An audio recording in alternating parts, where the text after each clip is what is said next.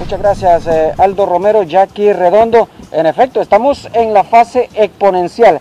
¿Qué significa para aclararle a la población, doctor? Sí, muy buenos días, licenciado Aldo y licenciada Jacqueline allá en estudios y a su inmenso auditorio. Pues la fase 4 significa de crecimiento exponencial, que el virus anda circulando por toda la comunidad y que todos somos sospechosos de portar este virus. Aunque la Organización Mundial de la Salud todavía no está seguro en el papel de los asintomáticos, nosotros los médicos no hallamos otra explicación el por qué tantos contagios. Significa que aunque los asintomáticos no sean tan efectivamente portadores para dar el virus a otras personas, sí contribuyen, no en la medida de los sintomáticos, pero sí contribuyen ahí. Entonces, en este momento estamos peligrosamente en la fase 4, sobre todo en Tegucigalpa y San Pedro Sula. ¿Qué sucede? Yo diría que ya estamos en la fase 4.5, que es el inminente colapso del sistema sanitario. Cuando usted entra al 5, y si el gobierno no se prepara en este momento y no aumenta la capacidad, por ejemplo, en San Pedro Sula, abrir Expocentro, buscar otro sitio como Infop, que se les había dicho, volver el mismo colegio de ingenieros, un centro de captación de pacientes COVID. Nosotros en el Seguro Social ya estamos haciendo lo nuestro, 150 camas más en el Hospital Regional del Norte y una unidad nueva de cuidado intensivo. Esos esfuerzos tenemos que conjuntarnos para que no lleguemos a la etapa 5. ¿Qué es la etapa 5? El colapso. ¿Y qué sucede en la etapa 5? Cuarentena obligatoria sin que la población pueda salir. Entonces, esto es bidireccional. Por favor, querida población, usted colabore solo saliendo con el dígito que le corresponde. No salga masificado. Gobierno de Honduras, continúe haciendo las pruebas, haga la infraestructura sanitaria, tanto el Seguro Social como el Gobierno de la República. Y la Municipalidad de San Pedro Sula, ustedes pueden abrir ciertas zonas que han sido restringidas, igual en la capital. ¿Qué tienen que hacer? Sus policías municipales exigir la aportación de la mascarilla y la identidad. Si ustedes hacen todo esto organizadamente y también la municipalidad organiza a los vendedores, tanto en Tegucigalpa como en San Pedro Sula, por grupos, de tal manera que la mitad de los vendedores vendan un día, la otra mitad otro día, nosotros podemos tener una luz y no cerrar la economía. Pero si entramos en la fase 5 en Tegucigalpa y en San Pedro Sula, no va a quedar de otra que el gobierno va a tener que cerrar 15 días para romper el ciclo de incubación. Doctor, 611 pruebas positivas en 12 informes que has presentado SINAJER. ¿Eso significa que es importante hacer más pruebas para ir aplanando la curva? Así es. ¿Y sabe por qué es importante trabajar con las pruebas nuevas? No solo la mora, sino que pruebas nuevas. Porque van a tomar la decisión y se va a saber fundamentalmente cuándo es el pico máximo. Si usted viene y tiene una tasa de positividad, como en este momento, arriba del 40%, y usted ve que la tasa de positividad va bajando, 30, 32, usted puede decir en cuántas semanas va a ser el pico máximo y cuándo va a ser prudente. Y de hecho, sea de paso, muchas felicidades estudiantes de Honduras, tengan paciencia. Ese es el punto. ¿Cuándo vamos a exponer a nuestros queridos estudiantes de primaria, secundaria, a regresar a sus clases? Solo sabiendo cuándo es el pico máximo. Y el pico máximo, la responsabilidad del gobierno es hacer 1000 pruebas diarias, trabajando con esas pruebas que eliminen la mora. Pero necesitamos saber de cuál día es, para que los epidemiólogos expertos tomen la decisión de cuándo más o menos va a ser el aplanamiento de la curva. ¿Hay alguna mora en cuanto a resultados de pruebas por parte de SINAJER que haya enviado el Seguro Social? Bueno, la semana pasada debían 1400 pruebas. No he tenido el informe de la dirección médica de cuántos nos deben, pero la semana pasada debían 1400 pruebas a los derechohabientes del Seguro Social. Entonces, aquí se trata de hacer esto inteligentemente, colaborar el gobierno haciendo pruebas diarias y haciendo la mora también, porque hay que saber cuántos casos son. Pero lo importante es la tasa de positividad, y un dato que debe llamar poderosamente la atención es el número de pacientes graves. Ayer subieron a 600 y pico hospitalizados. Tenemos 40 y pico de pacientes en unidad de cuidado intensivo. Entonces, esta situación es realmente alarmante. Yo llamo la atención del gobierno, de las municipalidades, que ejerzamos control, y le pido a las municipalidades en el resto del país que sigan extremando sus medidas, porque mientras en el Distrito Central y San Pedro Sula no baje la curva, puede emigrar el COVID a través del transporte, a través de otras cosas, a esas comunidades, y ahí sí nos ocasionaría un peligro serio. Bien, muchísimas gracias al doctor Carlos Umaña. Él es el presidente de los médicos del Seguro Social, cuando nos ha manifestado que en este momento la población tiene que comportarse a la altura para evitar que siga aumentando el número de casos positivos. Aldo Romero, Jackie Redondo, si tienen alguna consulta, los escucho. Sí, bueno, gracias, porque queremos hacer un par de consultas aquí con el doctor Carlos Umaña que consideramos que son importantes ya. Mire lo que ha pasado en el Instituto Hondureño de Seguridad Social en la capital en las últimas horas. Tenían de disponibilidad 172 camas, están ocupadas 158, tan solo hay 14 camas disponibles aquí en el Instituto Hondureño de Seguridad Social en la capital y tienen 24 ventiladores. ¿Qué es lo que está pasando en San Pedro Sula con la ocupación de camas en el Instituto Hondureño de Seguridad Social? ¿Cuántas camas hay en total? ¿Cuántas tienen disponibles y cuántas están ocupadas?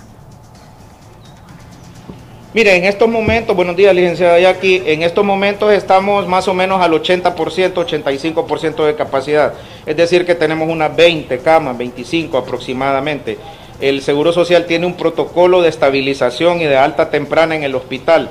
Estabilizamos al paciente y lo trasladamos a la clínica de Calpules para terminar su egreso final. Con eso hemos logrado que descienda.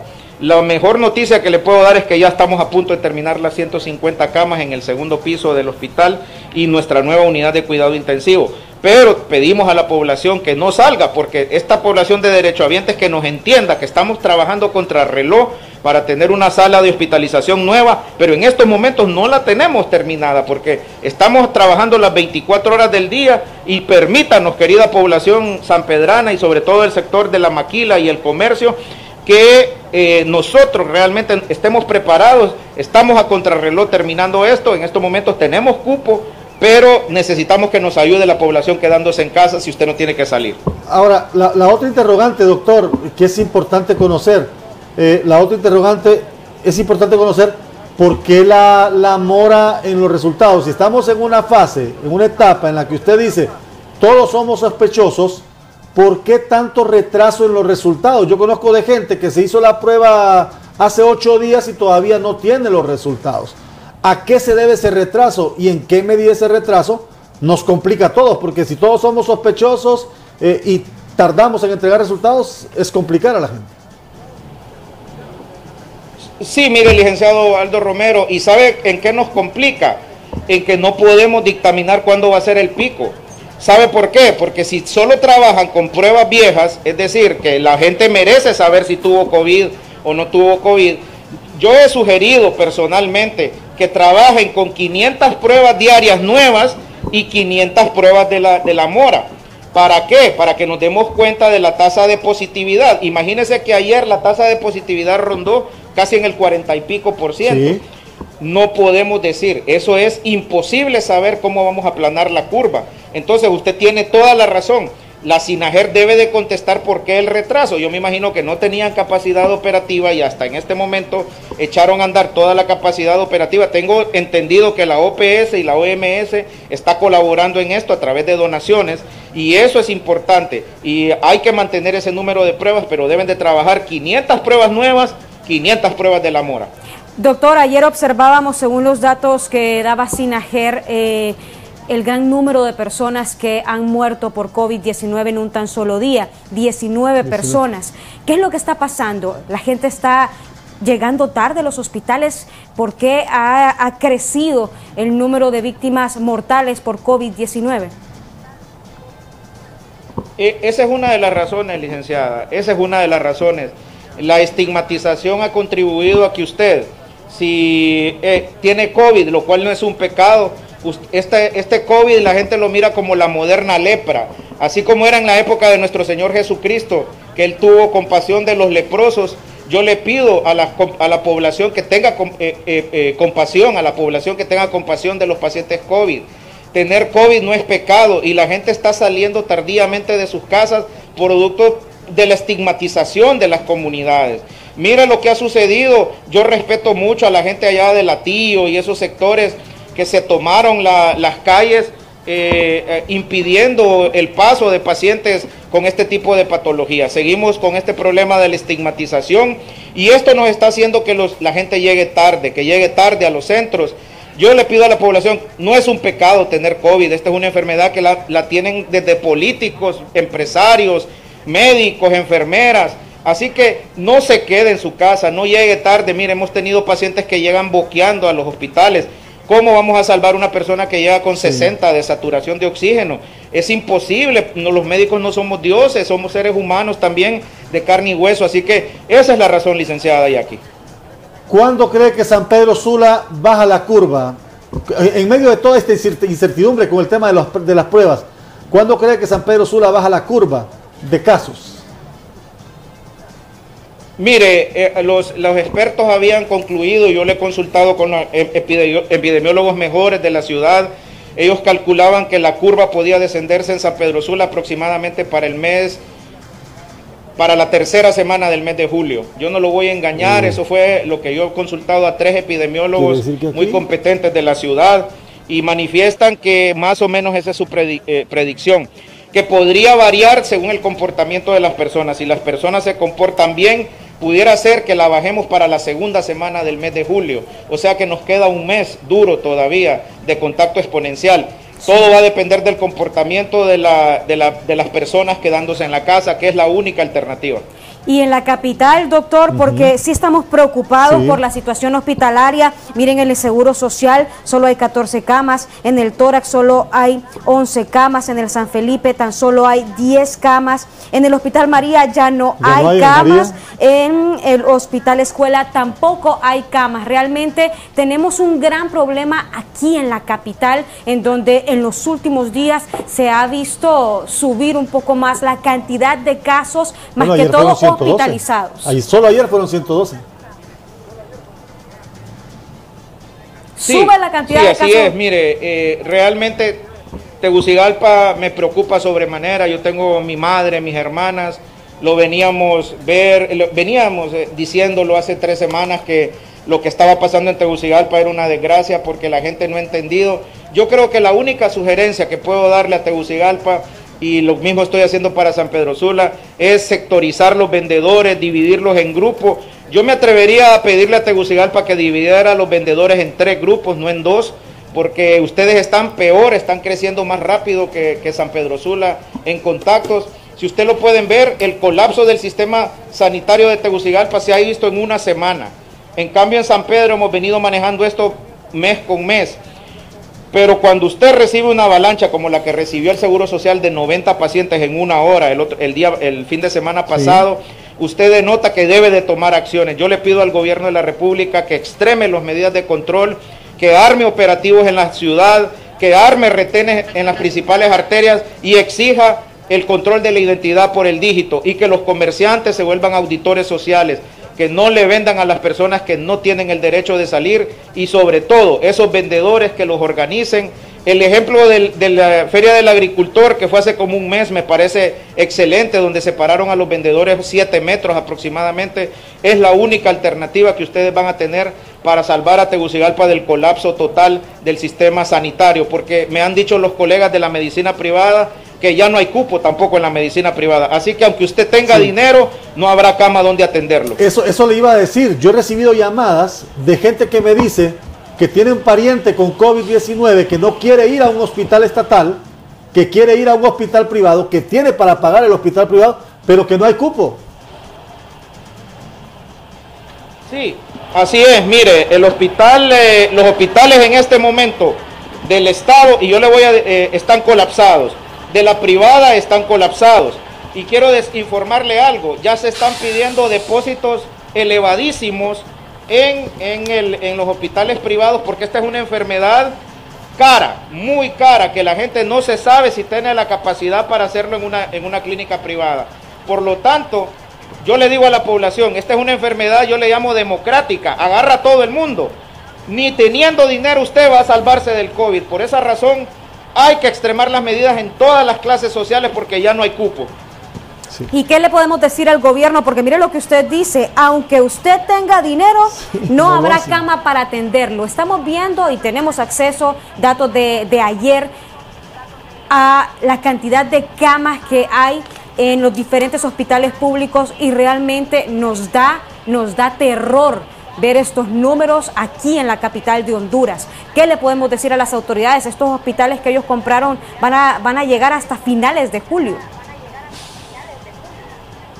Sí, mire, realmente si el gobierno no aumenta la capacidad operativa de los hospitales, porque no solo basta tener la cama, cada cama significa una enfermera, significa médicos, significa laboratorio. Entonces, ¿qué tiene que hacer el gobierno urgentemente? Sacar fondos y contratar las personas porque hay que entrenarlas.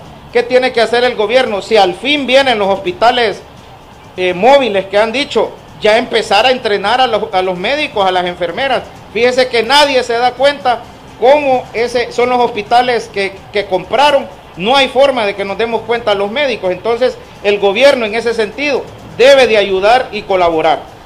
Sí, bueno, es una situación bien compleja porque, por ejemplo, en el caso del personal de enfermería, ayer Claudio Almendares nos contaba, contrataron 70 entre enfermeras auxiliares, profesionales, microbiólogos y técnicos, y de estos 70 contratados solo llegaron 8 el primer día, y el segundo día ya solo llegaron 3.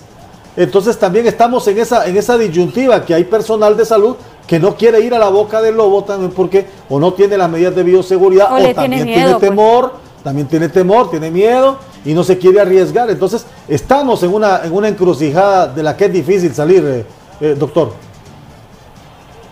Sí, así es. Mire, yo lamento mucho que el personal tengamos ese temor porque no es tan fluido el abastecimiento de los productos hacia los centros de salud, y la población médica y de enfermería y sanitaria le da miedo, y le da miedo por contagiar, no por nosotros, sino que por contagiar nuestra familia.